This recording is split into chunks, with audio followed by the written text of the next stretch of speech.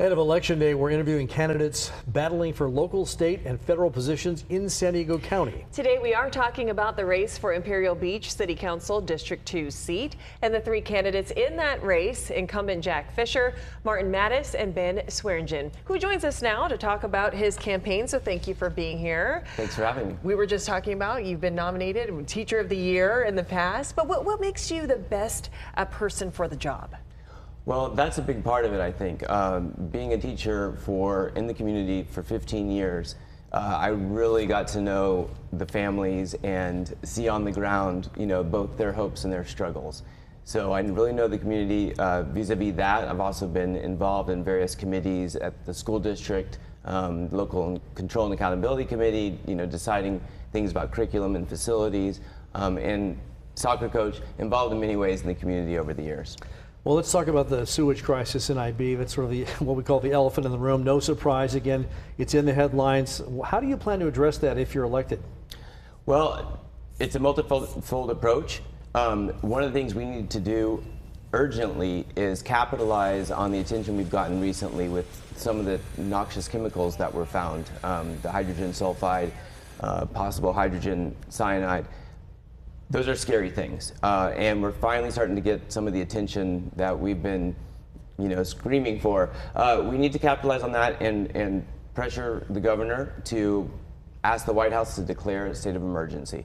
That will get us immediate funding to jumpstart the repairs and the mitigation of both the International Wastewater Treatment Plant and the Tijuana River Valley itself, which needs some cleanup now.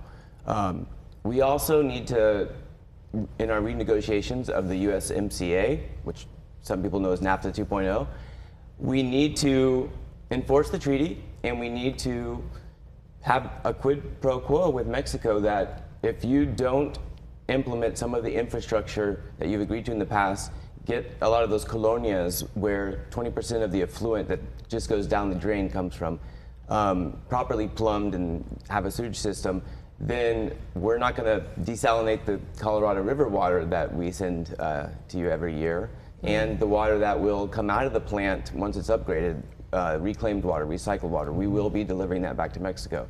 But I think it should be based on the condition that they're doing their part as well.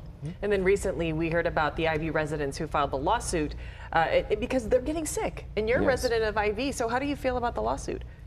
I support it 100%. It's time to take every tactic we can, and if that gets people to step up and do what they need to do, then that's what we have to do.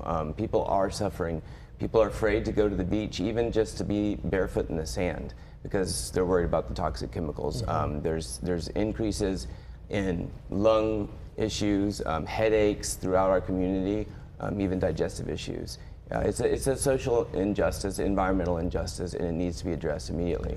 Let's talk about affordable housing. You have a beachside community there. Very quickly, how would you address that issue? That issue is also a multifold approach. I think, first of all, we do need to build more affordable housing. We have a wonderful place called the Neighborhood Center that has some plans in the works that should be built over the next couple of years. That'll be senior low-income housing, but it also will offer some wraparound services for folks who are homeless or on the verge of homelessness, the unhoused population, which has increased in our community. We also need to support some stabilization of our rent.